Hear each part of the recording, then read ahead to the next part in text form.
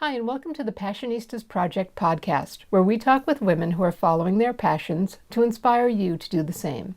We're Amy and Nancy Harrington, and today we're talking with Meridy Volz, an internationally acclaimed artist who's known for her paintings of figures and use of shockingly innovative electric color to create a mood. In 2020, Meridy's daughter Alia published the book Home Baked: My Mom, Marijuana, and the Stoning of San Francisco, which chronicled Meridy's life running Sticky Fingers Brownies, an underground bakery that distributed thousands of marijuana brownies per month and helped provide medical marijuana to AIDS patients in San Francisco. So please welcome to the show, Meridy Volz. Hi, and thank you. It's great to be here. Oh, we're so excited to talk to you today. What is the thing that you're most passionate about? I'm most passionate about my art, about expressing emotion through my art, and about art activism in this day and age. What is art activism? For me, art activism is using my creation of art to contribute to positive movement in the community, to express feelings that are going on in the world right now, in our country right now, and do it through different mediums, using color, line, texture, and subject matter to express that and to bring change, to kind of shine the light on what is happening and give a very true response to it.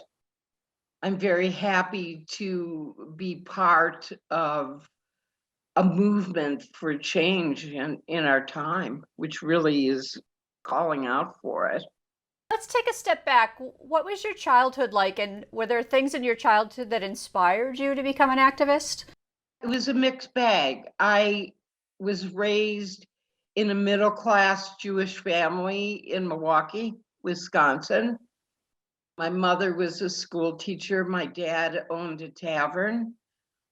I always had art. I was born with a crayon in my hand.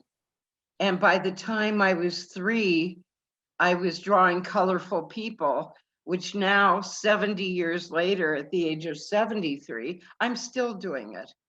And it was a somewhat difficult household.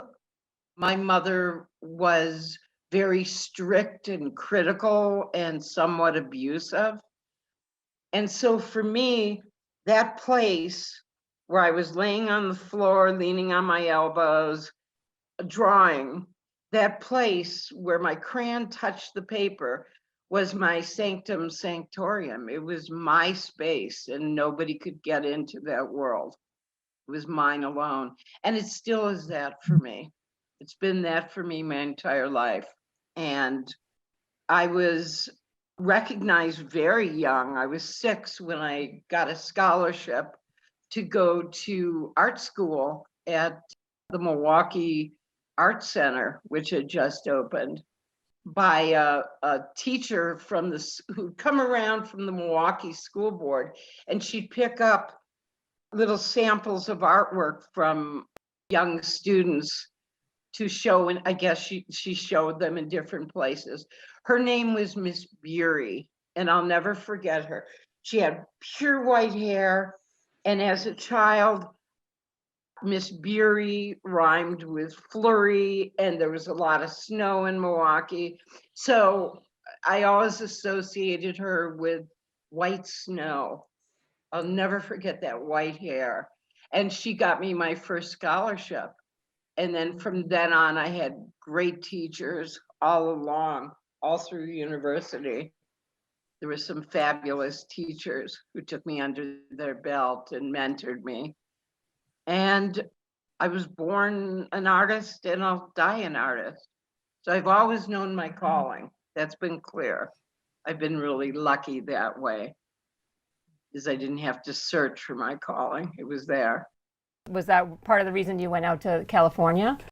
I was writing and illustrating children's books for the Rockefeller Foundation in the 70s. And it was a great gig because I could do it from anywhere. I love to draw. And it was the first medium that was bilingual, that was translated into Spanish. It was reproduced on really early reproducing machines. And so it was cheaply produced, but it was bilingual material. It was the first, and I illustrated it. And I had gone to Europe because I could, and I could send my work into my boss from any country. And then my dad would pick up my paycheck and wire my money, and I'd go to the next country. Well, I ended up going to Morocco and falling in love with a Berber man that I met at a New Year's Eve party. And he turned out to be gay in the end, but he did end up coming to Milwaukee, and my dad sent him back to get his act together before we got married. And he never came because he was clearly gay. He was living at that time with a hairdresser in Switzerland. So I was heartbroken and needed a change. And I had a friend who was in San Francisco, and she was like, come on out. And so I did. I packed everything up and I arrived in San Francisco to find that at that time, San Francisco was quite a wonderful place, a haven for artists and gay and lesbian people where they could be more free and very open-minded. And so coming from rather conservative Milwaukee, there I was. I was in San Francisco, and that's how I got there and fell in love with the city, which was quite beautiful then. How did that lead to you making Pot Brownies? Well, I've always been spiritual. My spirituality is a smorgasbord of things. Even now, everything from Zen to Zen Buddhism to Judaism to Christianity to Santeria. And part of that was I was into the I Ching and into consulting the I Ching. And I had a friend who had a little business on Fisherman's Wharf. She would go and she'd make all these wonderful baked goodies, and she had a basket, put the goodies in a basket to sell to the street artists who were on the wharf. And she also had a bag where she carried 12 pot brownies and also sold those. And she called me. She had made enough money to move herself to Findhorn in Scotland, which was a commune at the time. And she asked me if I wanted her business. And I was like, And I had been still illustrating children's books. I'd done a book for Filipinos, a book for the Chinese, a book for the Jewish Academy, and was still working for the Rockefeller Foundation. And I thought, well, that's interesting. And I tossed a hexagram, and it, surprisingly to me, it was very, very positive. And I went, oh, wow, but I'm not a baker. I can't cook. But I love seeing people and working and interacting and perhaps selling. And I had a girlfriend who loved to bake and still does. And so I took her on in the business. And long story short, that's how it started. And we were stoners, I won't lie.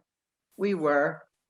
And we got the secret of how to do a good pot brownie, in fact, a great pot brownie. And pretty soon the brownies caught on and the bakery had to go. And that's how Sticky Fingers was born. And it started off recreationally and ended up with the AIDS epidemic being the only thing which gave the people who were dying, and there were so many, it was stunning. I lost many, many, many, many friends during that time, during the epidemic. It was the only thing which gave them relief. And so it became something else. It was the birth of medical marijuana. And there was always art involved because we designed our own bags every time we went out. And so people collected those. So that was Sticky Fingers. When I look back on it now, and having read Alia's book, my daughter's book, 5 times now, it looks like somebody else's life to me. Like I look at it, I was like, wow, that was really me doing that. Wow. So that was then, and I never told people about it, even my closest friends. It stayed secret until we were outed in Alia's book, which it was certainly time to do. Certainly, San Francisco evolved significantly during the time that you were there and you were doing that. How did your art evolve during that time? I've always been figurative. All my art, all of it, has the figure in it, except one painting that was a commission in which I did Anza Borrego in the spring, which is a place in the desert. And I did flowers and cacti, and I kept wanting to sneak a figure in there, like Where's Waldo? But I've always been figurative. Even my designs on the brownie bags were most often always a figure in there. And it's because the figure is a great vehicle for emotions. You can express your personal feelings or an idea, but for me, it's always very emotional. From the time I was little, it was that. You can express that through a figure, what the figure is doing or what's in their eyes. That was the same. I was always colorful, always love color. I love pushing color to the maximum. I love using combinations of color that are revolutionary, that people wouldn't think of, where I take a lot of risks with my color. And I always tell my students, especially my life drawing students, that if you don't take risks, you can't be great. You have to be willing to fail in order to really, really be extraordinary.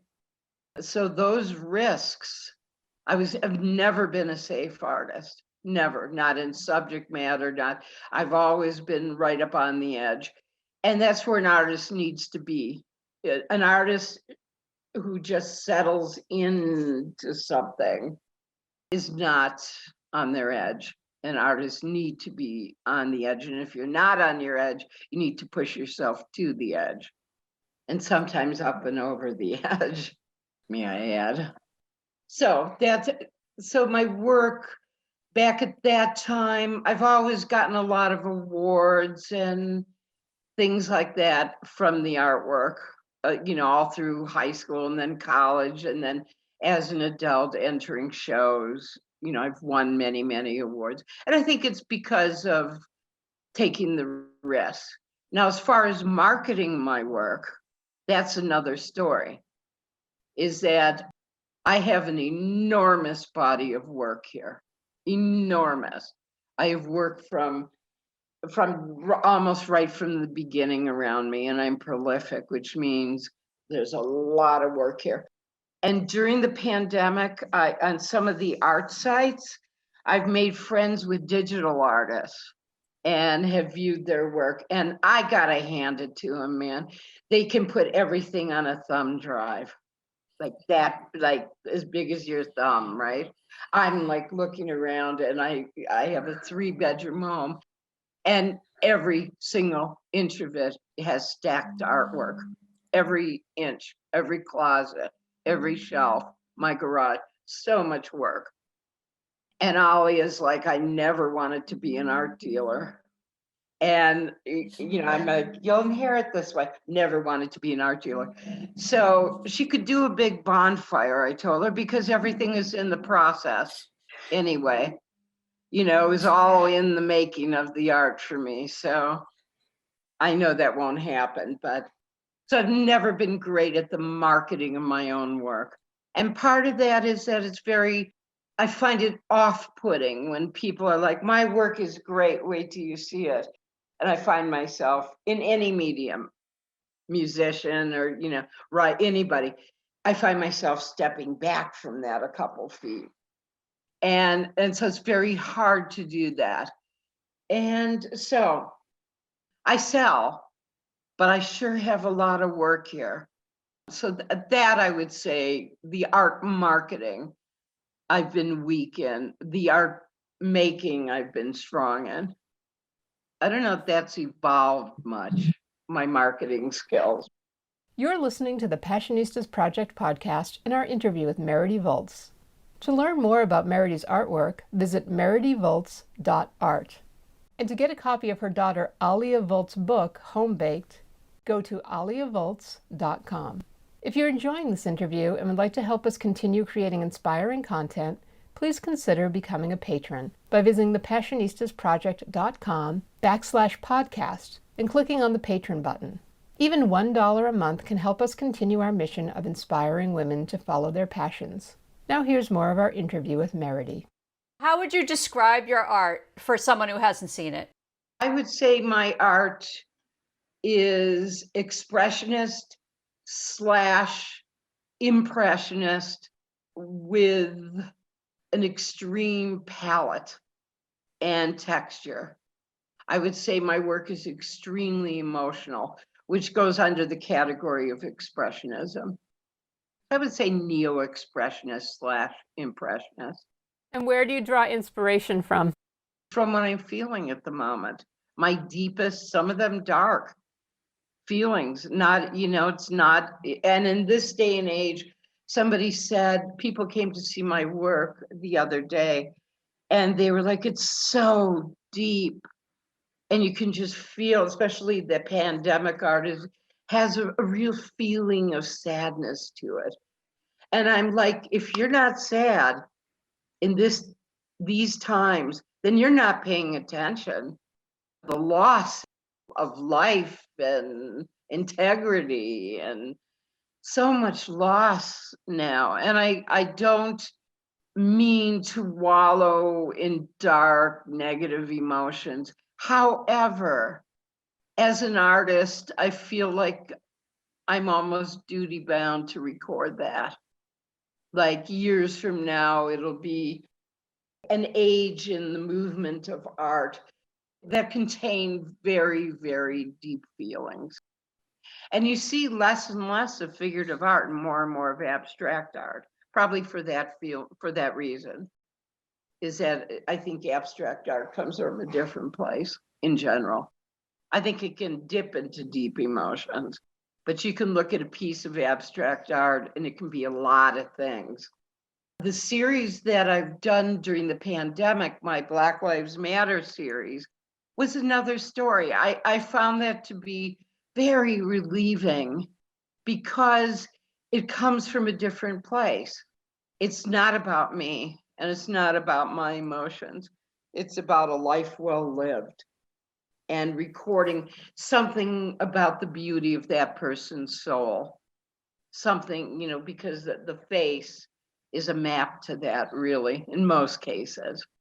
And so for me, it was coming from a much more objective point of view. So from the time George Floyd was murdered to New Year's, I did 100 Black Lives Matter portraits.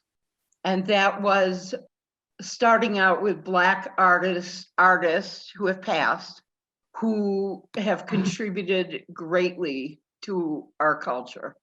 And that was my point. This is why Black Lives Matter, is that look at this enormous contribution to our culture, to the world's culture, but our culture specifically. And my first one I did was James Baldwin. And I'm still working on this because it's evolved, but which I will talk about. And I began to sell them, all proceeds going to different Black Lives Matter causes. The first section of them went to the bail fund in Portland when that was happening. the next section of money which was raised went directly to Black families in my community who were really struggling. And it went anonymously. It went through community members. I also work with at-risk teens. And so I worked in a church right here in Desert Hot Springs where I taught gang kids off the streets art.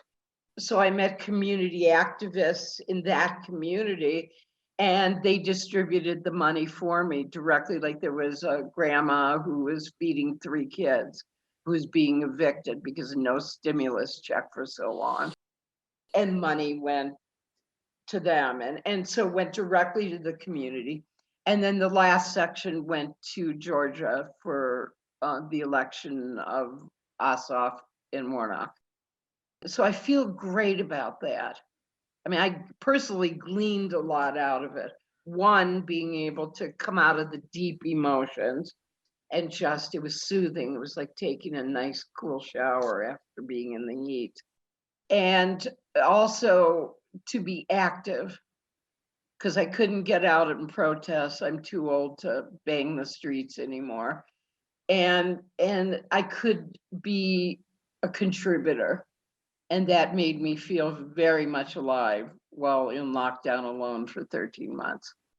So after that 100, I've been approached by, and this is current, happening right now. I was approached by the Democratic Party of Riverside County. Did I want to do anything with them?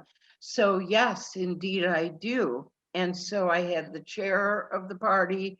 I had 5 women all meet here last Friday, in fact, everybody vaccinated, yay. And we met and they looked at my work. And so we're going to do merchandise using some of the portraits that I've done. For example, we're going to be doing posters, probably a calendar for 2022. And we're going to be starting with, and t-shirts. But we're going to be starting with a John Lewis onesie for newborn babies that says "Good Trouble." And I think that's just, as my boys in Juvie Hall would say, that's dope. So that's what we're working on now. And we're going to do a Stacey Abrams and Amanda Gorman and a Kamala, etc. And so that's happening. And then a big fundraiser in the fall where I'll take some of these paintings and I'll split the proceeds with the party. And I feel great about that because yay for the good guys. Anything I can contribute, I glean. I mean, it's not like, oh, Mary, you're so selfless. It's not. Honestly, it's not. I glean so much out of it. It makes me feel productive, as does teaching my boys art in Juvenile Hall. Tell us how that started and tell us a little bit more about it. It actually started in 2006 when we started to have the economic collapse, right? And the recession and all of that. And I thought, how am I going to make money to survive during this? And people were not able to afford classes at that time. It was so bad. And I thought, and I walked into Juvenile Hall and I said, do you have anybody teaching art here? I had in the past done workshops at San Quentin, may I add, painting workshops and that was like in it might've been the 90s. And I really liked that. It touched something of the rebel inside of me, maybe the outlaw inside of me a little. So I walked into Juvenile Hall and they said, we don't have money for that. And I said, how about if I find the money? So I wrote a grant, first grant I ever wrote, and I was awarded the grant. And that's where my program started, in Juvenile Hall, where I was for a few years. And then it moved to the church, all on grants. I'm a 16-time recipient of grants from the Anderson Children's Foundation. Then it was working with kids on the streets out of the church here in Desert Hot Springs, which, by the way, has no air conditioning in the summer. And it's 120 degrees here in the summer. That was a real sweat box, I have to say. And then there was gunfire at the church. There was some hassle between the rival gangs, and there was a shooter who was shooting at my kids coming into class. And that was an eye opener for me. At that time, what I did was I took the boys into the sanctuary. We kind of hovered there, and I was like, if any of you are carrying anything, get rid of it because the police are on the way. And I said to myself, I don't want to get shot to do this. You don't want a bullet through my head. So I then started going into alternative schools and bringing the art there. And in addition to teaching the art, we did the fair and they won awards. We did different shows where the boys were able to, and girls in the schools, there's boys and girls. Now it's just only boys are housed in India. The girls are in another facility, I think in Riverside. And so I started going into schools, and I have been in schools since, and virtual now with the pandemic. Now I'm sent into juvie by Riverside County Office of Education, and it's a pilot program. It's not done anywhere else, and it's very effective. You cannot reform kids. You can't change them without giving them some positive juice. And art bends around corners. That's what I have found, is that as an artist, I mingle with what you might consider incarcerated people. You might judge them and say that's lower end, and then very high end with adults that I teach. Artists can run the whole spectrum, and you just are the same. I'm Mary the artist no matter where I am. Nothing changes about that. And so that's where it's at now. That's where Art with Heart is now. I find that schlepping art supplies with my back right now becomes more difficult. The physicality of it all is just a little harder than it was before, but I'm still in there. I'm still in the game and doing it. What is the impact on the kids that you're working with, but also on that community that they live in? That's huge in juvie. That's why I find out their first names and address them by their first names and not just the last names. I try and get personal with them. I never ask them what they're in for, what was their crime or anything like that.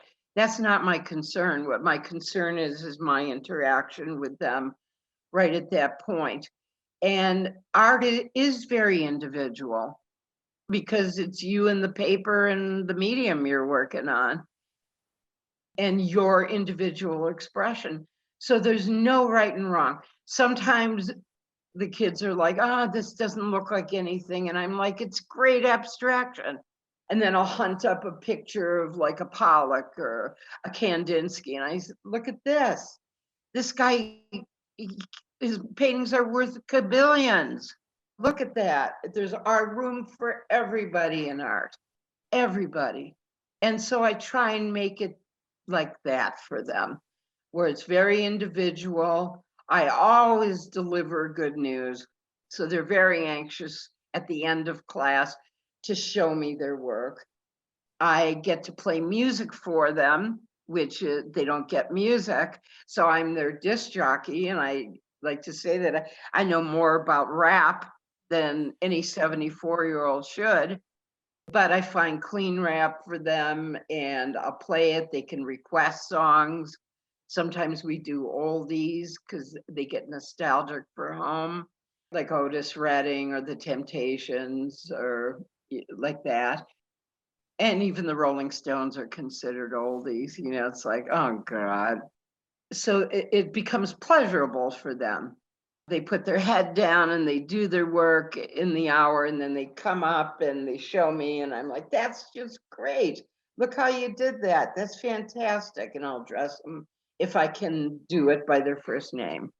They're all dressed in the same uniform, same sweating pants and wearing masks. And so it's very hard to tell one from the next, but it means a lot if I can remember their names. And I start to get it by seeing their artwork. Like I'll see a style emerging and I'm like, oh, that's Jonathan or that's Luis, or, I'm getting it in my head. And so the impact of them, number one, I look at them and I don't see a criminal. I look at them and I see the goodness in them. And that's huge when you're in a punitive, terrible lockdown situation. I've been in person there. I've taught in person many times, and it smells like fear. There's a terrible wafting smell in there of recycled fear. It's not like any other smell, and kind of teen boy BO mixed in with it. Smelly socks and gym shoes and sweat, and then it's got a really, because there's no open air, no open windows. So the energy is recycled.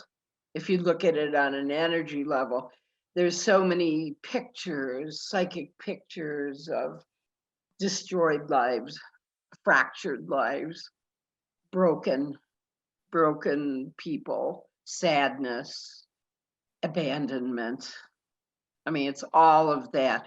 So in that little hour, when I'm the weird grandma artist, because they get to see the art, it's special for them.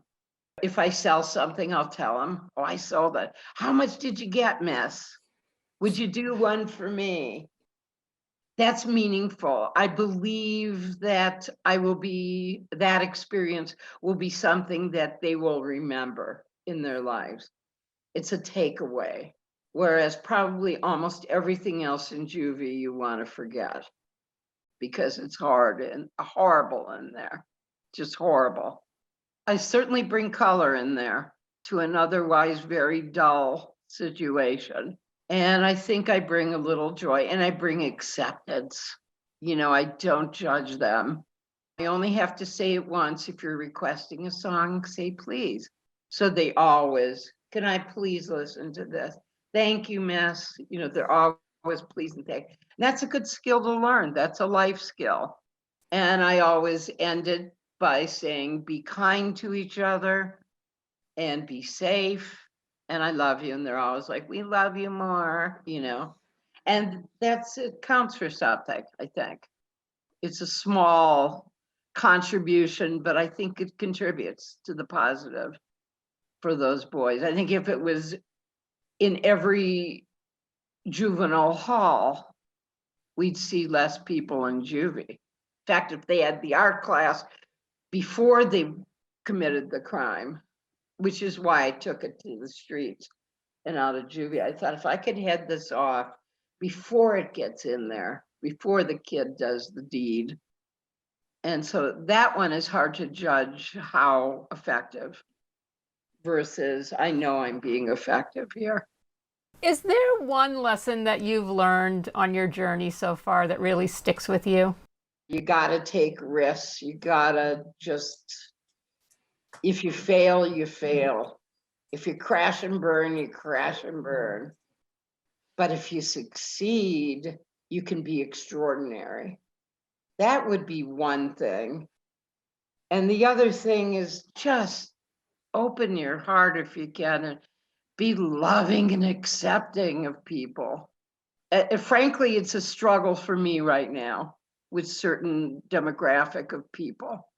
And I struggle with that because you got to be loving, got to be open. And I feel so pissed off at 7 million people right now in this country. I just feel like, ugh. But you just got to try. Be kind, be loving if you can. And contribute, take risks and contribute. Get out on a limb. If you get bad feedback from somebody, that's their problem. People always say, follow your heart. But it's true. Find something you're passionate about, Passionistas, and follow it. Do it. Do it for the good, the greater good. Thanks for listening to our interview with Meridy Volz. To learn more about Meridy's artwork, visit meridyvolz.art. And to get a copy of her daughter Alia Volz's book, Home Baked, go to aliavolz.com. Please visit thepassionistasproject.com to learn more about our podcast and subscription box filled with products made by women-owned businesses and female artisans to inspire you to follow your passions. Get a free mystery box with a 1-year subscription using the code SUMMERMYSTERY. And be sure to subscribe to the Passionistas Project podcast so you don't miss any of our upcoming inspiring guests. Until next time, stay well and stay passionate.